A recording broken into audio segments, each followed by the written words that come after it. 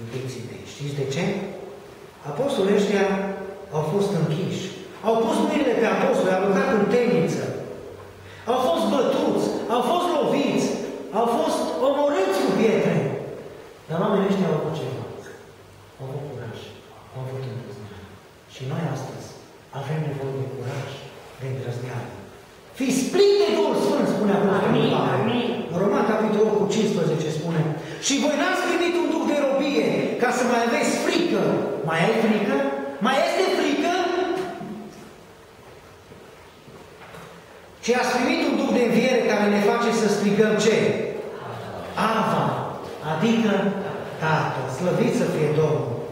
În 2 Timotei, capitolul 4, cuvântul vorbește și spune așa: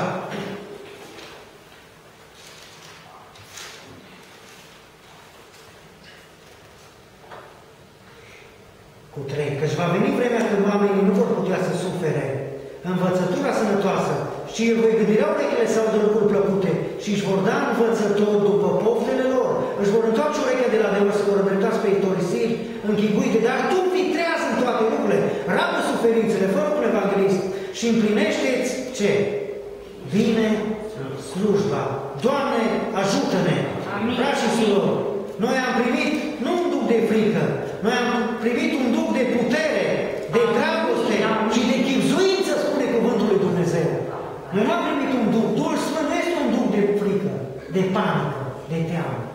Noi trebuie să fim atât de curajoși. Noi trebuie să fim atât de îndrăzneți, că noi avem un Duh Sfânt. L-avem pe Dumnezeu, care locuiește în noi. Slăvit să fie Domnul. Și apoi, în ultimul lucru, pentru ca Domnul să ne folosească și noi, să fim folosiți de Dumnezeu, să putem fi folosiți de Dumnezeu în lucrarea sa, trebuie să propovădim cuvântul. Acesta este rolul nostru, frați și surori.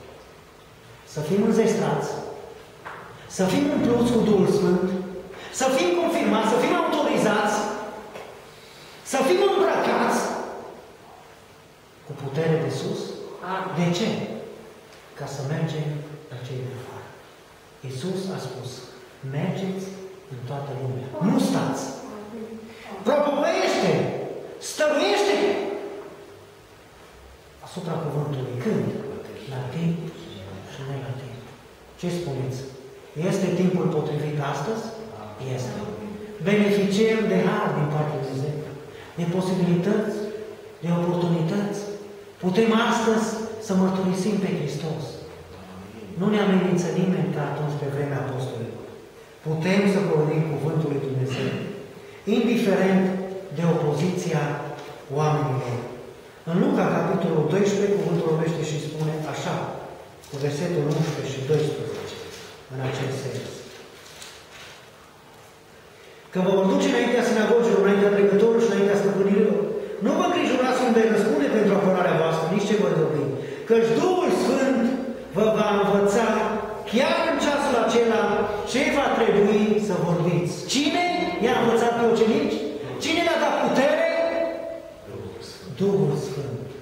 Frați și surori, este nevoie de Duhul Sfânt. Au pus mâna pe ei, spune cuvântul, și au aruncat în temnița de uște. Dar ei au rezistat, au mers până la capăt. Ce le face să fie astăzi rezistent? Ce te face astăzi să vii la adunare să nu renunți? Ce te face astăzi să cânti, să lauzi pe Domnul?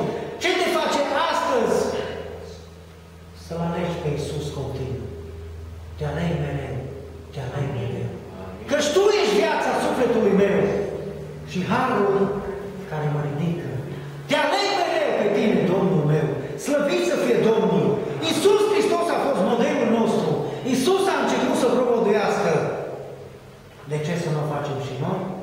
A început, spune cuvântul în Matei, să propovăduiască cuvântul și să spună oamenilor: pocăiți-vă și întoarceți-vă la Dumnezeu, căci vremea este aproape.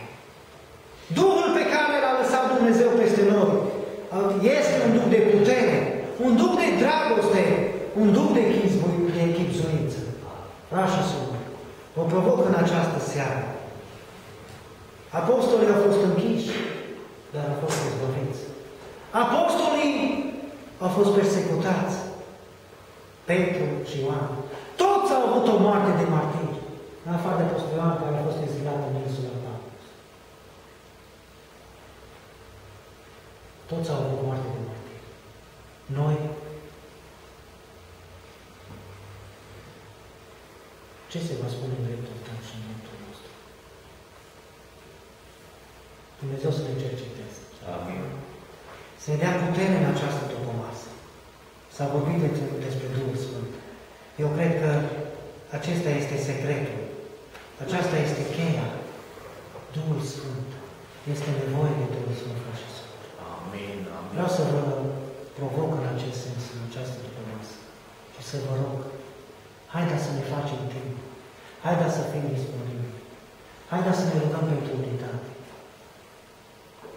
Haideți să stăruim în rugăciune. Haideți să ne îndemnăm unii pe alții. Haideți să ne rugăm pentru umplerea cu Duhul Sfânt. Amin.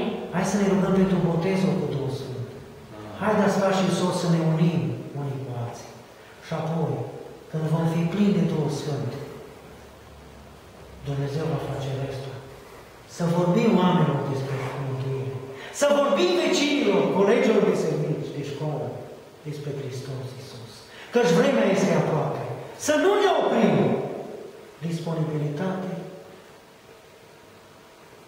umplere cu Duhul Sfânt, propovădirea cuvântului lui Hristos, la timp și ne la timp.